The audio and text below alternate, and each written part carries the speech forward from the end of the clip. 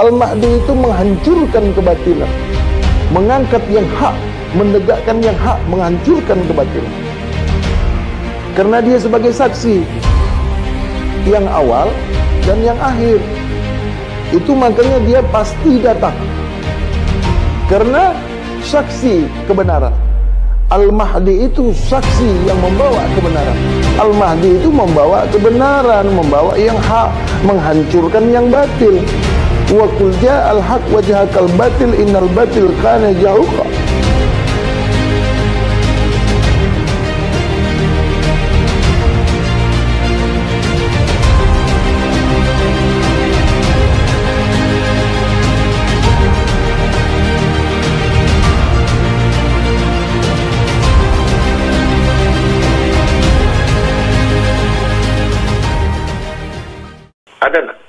Ada nggak?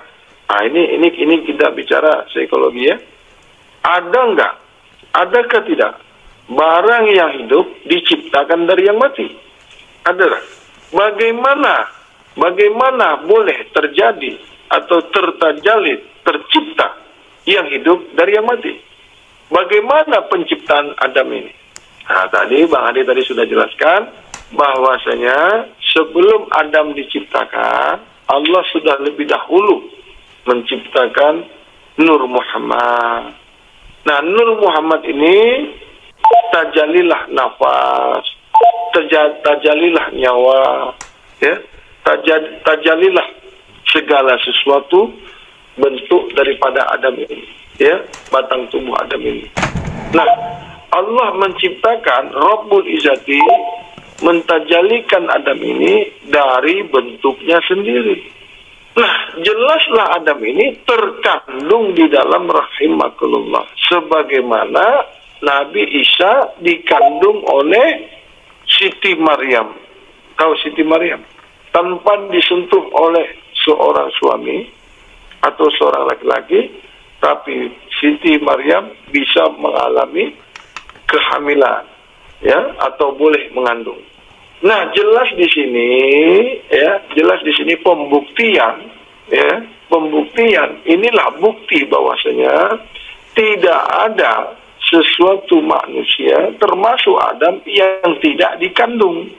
Tapi bukan Tuhan yang mengandung Adam, bukan Tuhan yang mengandung Adam, karena Adam tidak, karena Allah itu, karena Rabbul Izzati, karena Tuhan tidak beranak dan juga tidak diperanakan.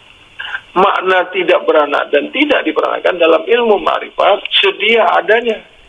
Makna daripada tidak beranak dan tidak juga diperanakan, makna dalam ma'rifat, dalam ilmu ma'rifat sedia adanya. Al-qiyamu binafsih. Nah, bagaimana kesudahannya? Kenapa Adam ini boleh menjadi manusia yang utuh, yang sempurna? Inilah yang dikatakan rahimakumullah, ya. Adam ini tercipta dalam rahasia Allah. Hawa terlebih dahulu ada. Nah, setelah terciptanya Hawa ini, Esa satu kepada Adam. Dekat tak bersentuhan, jauh tak berantara. Rujukannya, penampakannya, zahirnya, syariatnya, Hawa dikatakan tercipta dari tulang rusuk kiri Adam yang bengkok bernama kurbi. Inilah tersoroknya rahasia itu tadi. Inilah rahasia daripada Hawa itu tadi. Cuma tidak banyak orang yang mengetahui asal atau kajian usul daripada Siti Hawa, dan tidak banyak orang mengetahui kajian asal ataupun usul daripada Adam itu tadi. Orang hanya habis dalam pengkajian bahwasanya Adam itu dari tanah. Betulkah Adam itu dari tanah? Itu hanya bahasa kiasan saja, ya.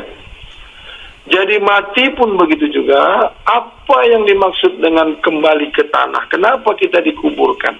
Apa maksudnya? Kenapa orang mati dikuburkan di tanah, di bumi ini? Apa maksudnya? Apa maksudnya ini? Apa makna daripada kembali orang itu? Kenapa orang itu dikuburkan di tanah? Orang banyak katakan, orang banyak menyebutnya, atau yang diketahui orang, apabila mati, masuk ke dalam liang lahat, masuk ke dalam liang kubur.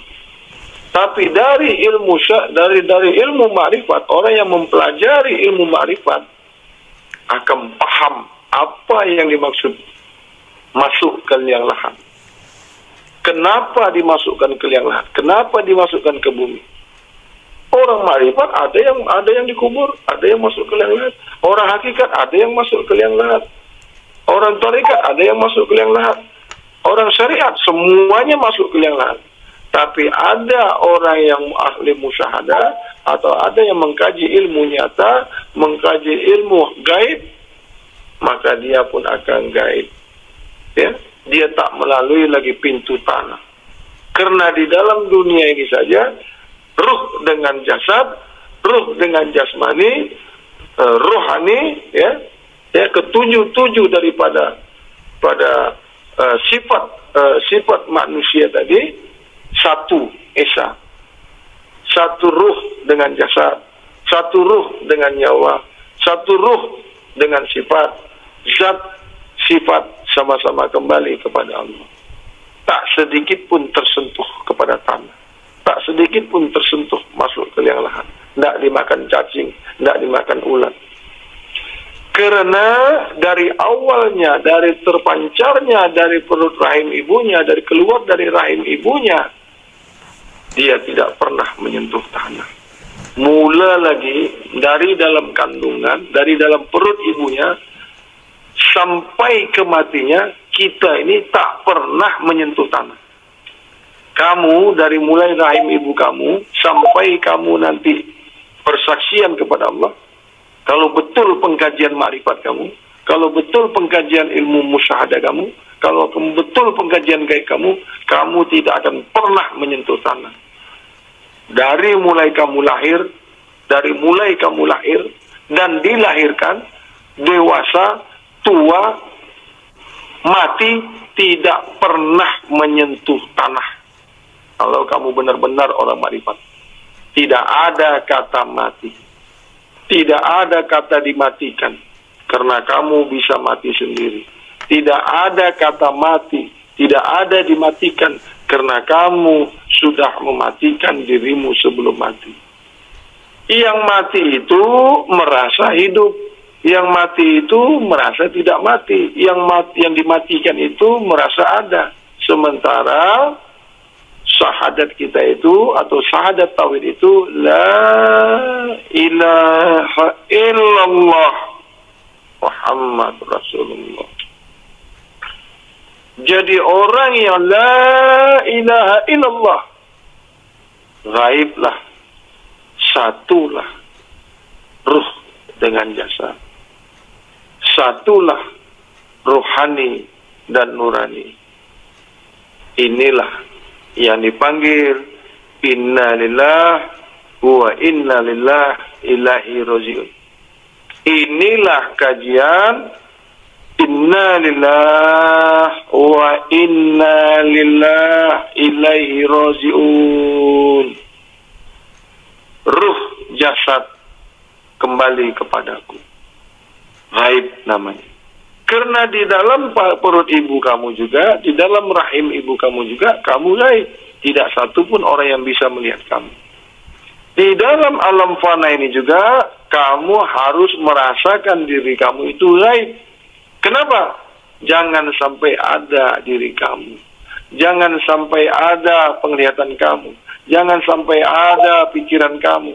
Jangan sampai ada pendengaran kamu. Jangan sampai ada rasa kamu. Itu kamu gaib, itu kamu tak ada. Nanti kembali kepada Allah pun tak ada. Sebab apa? Hanya aku saja yang ada. Kau tak pernah ada.